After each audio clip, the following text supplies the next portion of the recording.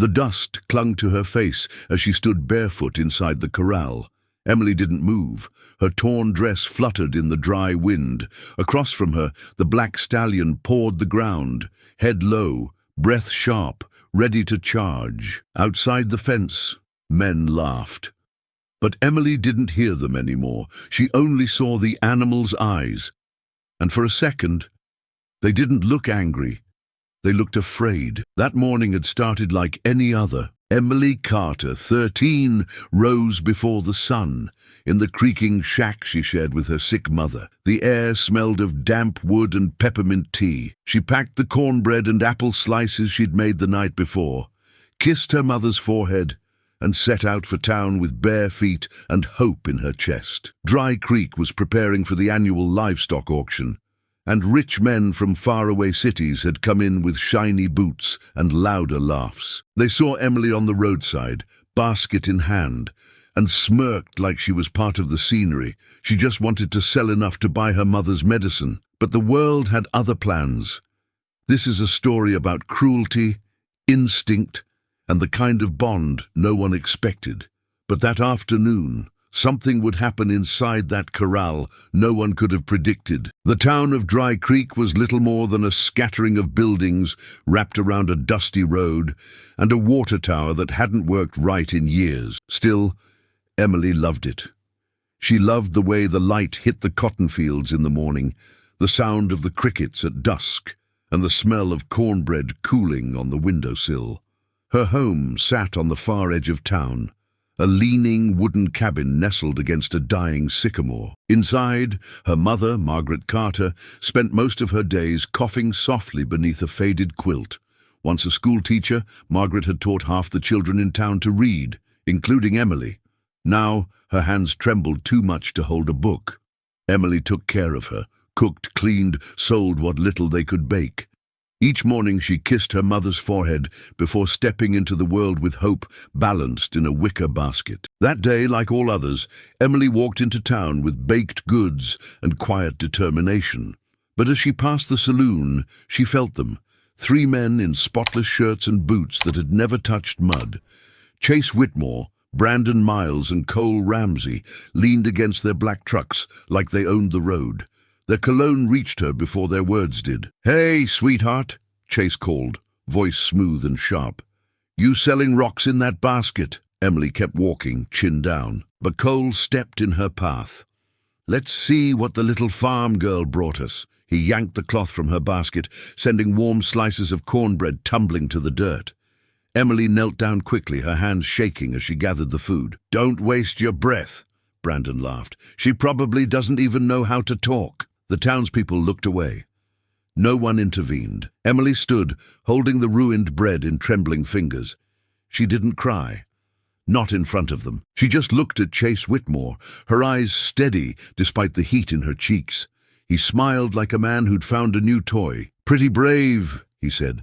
"Let's see how long that lasts." And in that smile was the first shadow of something far worse. Emily didn't sleep that night. She sat on the front steps of the cabin, her arms wrapped around her knees, listening to the wind whistle through the sycamore. Inside, her mother's breathing rasped like leaves dragging across wood. The medicine bottle on the table was nearly empty, and payday wasn't for another 2 weeks. She needed a miracle, or at least a little more kindness from the world. The next afternoon, as she walked past the auction yard on the edge of town, Chase Whitmore's voice cut through the air like a blade.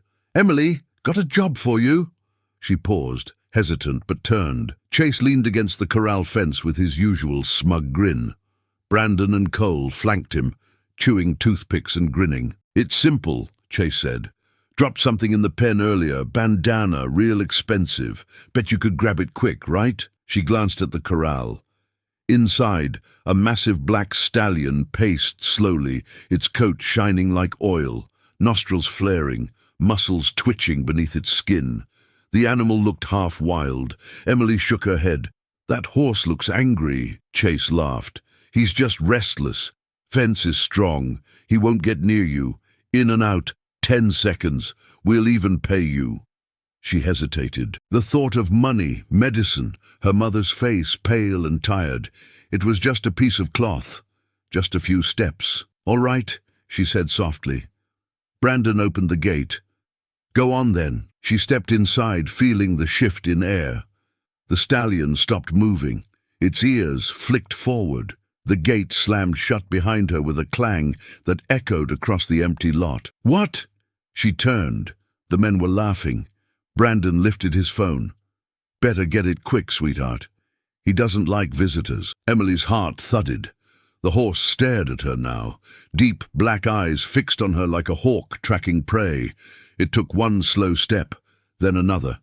She backed up, hands trembling. "This isn't funny," she whispered. Cole whistled. "Let's see if she runs." Emily stood frozen, her breath caught.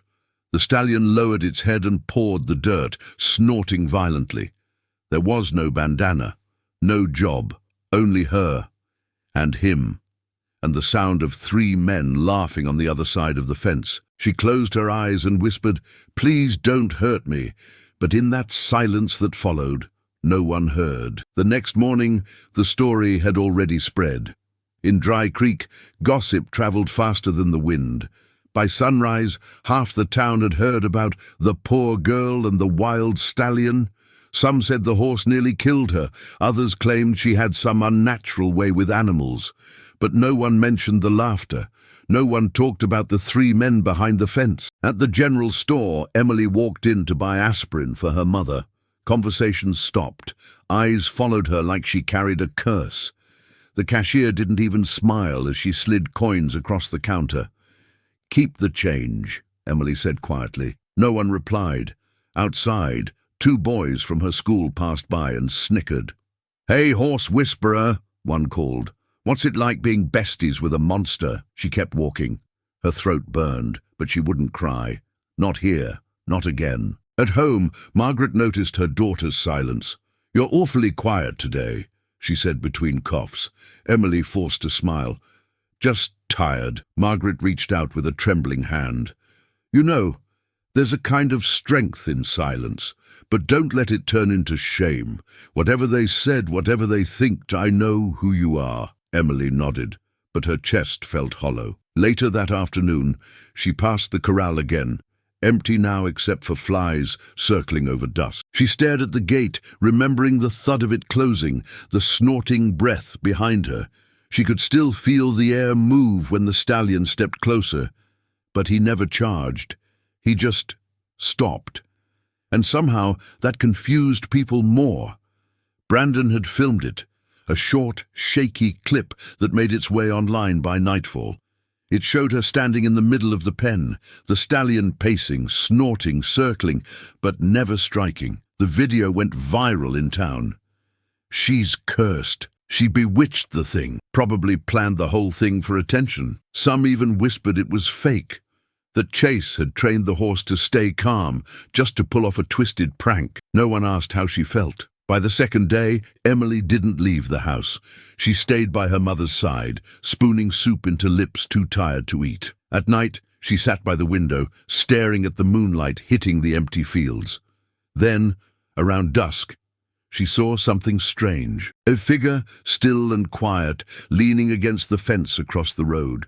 He was tall, with broad shoulders and a worn hat pulled low. He stood there for a long while, arms crossed, just looking toward the old corral. Then he turned and disappeared into the trees. Emily watched until the wind stilled again. She didn't know who he was, but for the first time in days, she didn't feel completely alone. That night, as the sky bled orange and purple, a storm rolled in from the hills. The house creaked with the wind, the sycamore groaning.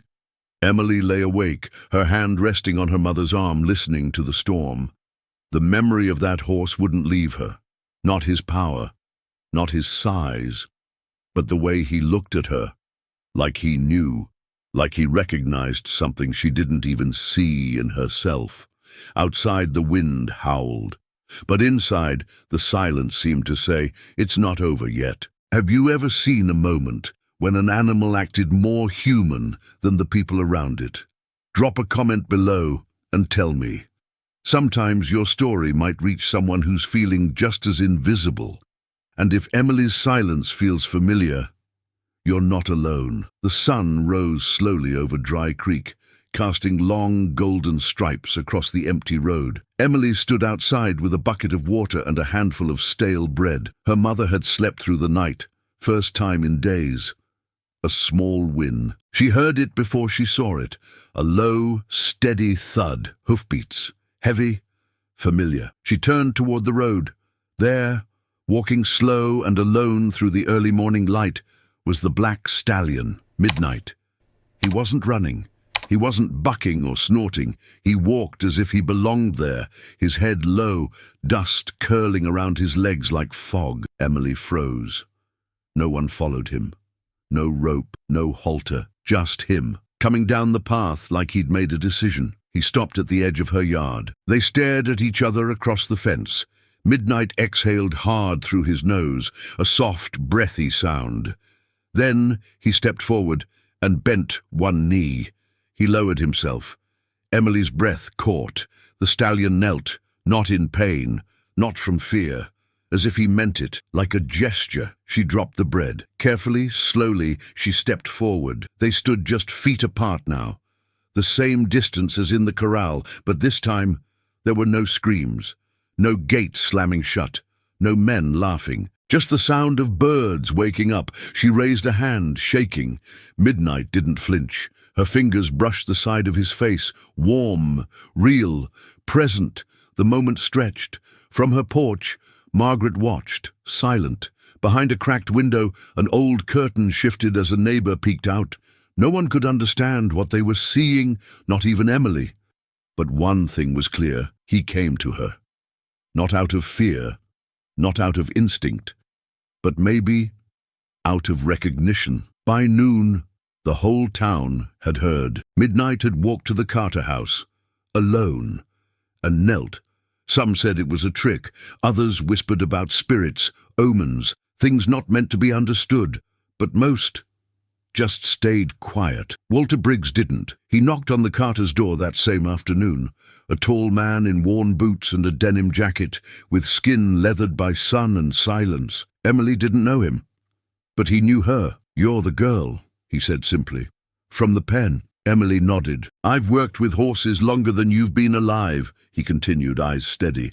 "That stallion, he's got blood on his hooves. He's thrown men clean across fences, but he bowed to you." She looked down. "I didn't do anything." "That's why it matters," he said. "You didn't force it. You didn't ask. You just were." Walter paused, then took a small leather pouch from his pocket. Inside was a silver whistle and a short length of knotted rope. "If you're willing to learn," he said, "I'll teach you, not to control him, to understand him." Emily didn't speak at first, but her hand closed around the rope. From that day on, Emily visited Walter's pasture just outside town. Midnight followed her. No saddle, no bridle, just presence. Walter showed her how to move without speaking, how to read the flick of an ear, the twitch of muscle. They worked in silence. And Emily began to smile again. People started to notice. Not everyone was pleased. At the Dry Creek Tavern, Chase Whitmore sipped imported whiskey while the video of Emily and Midnight played on someone's cracked phone screen. "She thinks she's a horse trainer now?" he muttered. Cole shrugged. "Town's obsessed. They say the old man's backing her for the Harvest Showdown." Chase laughed coldly. "That's rich. That stallion's banned from competition. He's dangerous." Brandon leaned in. "She's getting attention. Real attention. Even your dad asked about it." That did it. For Chase, humiliation wasn't just a bruise, it was a wound. And Emily Carter had become a splinter in his pride. So he made a plan. A week later, flyers for the Harvest Showdown went up all over town. Rodeo events, livestock judging, and a last-minute addition, a challenge event, with a prize big enough to draw professionals from other counties. What no one knew, yet, was that Chase had entered a new horse under his cousin's name, a black quarter horse with a brutal record, strong, fast, mean, and trained for chaos. But that wasn't all. He also pulled strings to make sure Midnight would be allowed to enter. if someone could prove the stallion was safe enough for the ring. "Let the town see what she really is," he said to Cole, smirking. "Let her climb in front of a crowd and try to control a monster." Cole raised his glass. "And if the horse loses it?" Chase smiled without warmth. "Then we stop pretending she's special." Out on the edge of town, Emily brushed Midnight's mane in the fading light, unaware of the plan unfolding. But something in the air felt heavier than usual. She looked up at the hills, and deep in her chest, she knew they weren't finished with her yet. The morning of the harvest showdown was sharp and bright, with wind that carried dust and anticipation across the fairgrounds. Banners flapped, children chased cotton candy, and speakers crackled out country music over the crowd. But Emily couldn't hear any of it. She stood behind the holding pens in a hand-me-down flannel, jeans 2 inches too short, and Walter's rope in her hand. Midnight stood beside her, motionless but alert, his black coat gleaming in the sun. "Remember," Walter said quietly, "he doesn't follow orders. He follows trust." Emily nodded once. Chase passed by, flashing his practice smile. "Didn't think you'd show." She didn't answer. The event was announced over the loudspeakers, an open demonstration of control and trust between rider and horse. No saddles, no reins, no commands, just instinct. As Emily stepped into the arena, the crowd murmured, "That's the Carter girl. With that horse, someone stop her." But no one did. The gate closed behind them. Emily took a slow breath. Midnight stood still. The world seemed to fall away. The banners, the noise, the memory of the fence slamming shut. She raised her hand. No signal, no pressure, just presence. Midnight walked. He circled the arena slowly at first, hooves tapping like a heartbeat, then faster, trotting, galloping, swerving past poles and barrels as if he knew the path before her body moved. The crowd fell into silence. She climbed on his back mid-run. No saddle, no bit, just her fingers tangled in his mane and her heart beating in rhythm with his stride. At the final turn, a flag snapped loose and flew into Midnight's face. He reared. The crowd gasped, but Emily didn't pull. She didn't scream. She leaned forward and whispered, "It's okay, I'm here." Midnight came down slow, calm, and stood still. The arena was quiet. Then applause, not loud at first, not wild, but real. One by one, people rose to their feet, even those who'd turned away before, even those who had laughed. On the sidelines, Chase sat frozen, jaw tight.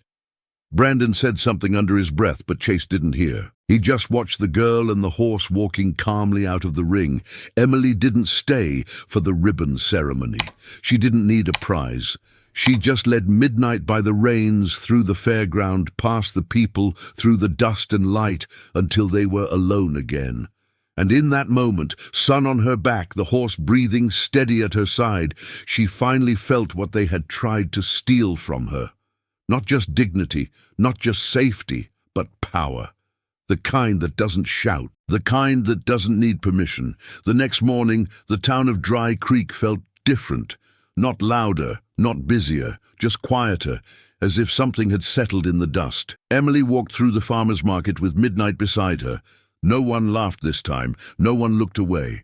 A woman from the bakery handed her a warm roll. No charge. The man from the feed store nodded once, slow and honest. At home, Margaret sat up in bed for the first time in weeks. Her hands were still trembling, but her eyes were steady. "I saw you," she whispered. "He listened to you." Emily smiled and placed the ribbon, creased and dusty, on the nightstand. Not for the win, for the proof. Walter stopped by that afternoon with a saddle. Old, cracked, but strong. "It's yours now," he said simply. "You've earned it." She didn't ask what came next. She just knew. From that day on, people came to the edge of town not for business, but for something quieter. They came to watch Emily ride with Midnight through the fields at dusk. No shouting, no whips, just wind and rhythm and trust. The girl they once ignored had become something else. Not a trainer, not a star, but a reminder that sometimes what saves us doesn't speak. It just shows up and stays. Maybe you know someone like Emily, someone quiet, overlooked, treated like they don't matter until the moment they do. Or maybe you've been that person. If this story touched something in you, take a second, leave a comment, tell me what part stayed with you, and tell me where you're watching from. I'd love to know how far stories like this can travel, because sometimes a simple story about a girl and a horse can remind us the strongest connections don't need words, just courage and a little bit of heart.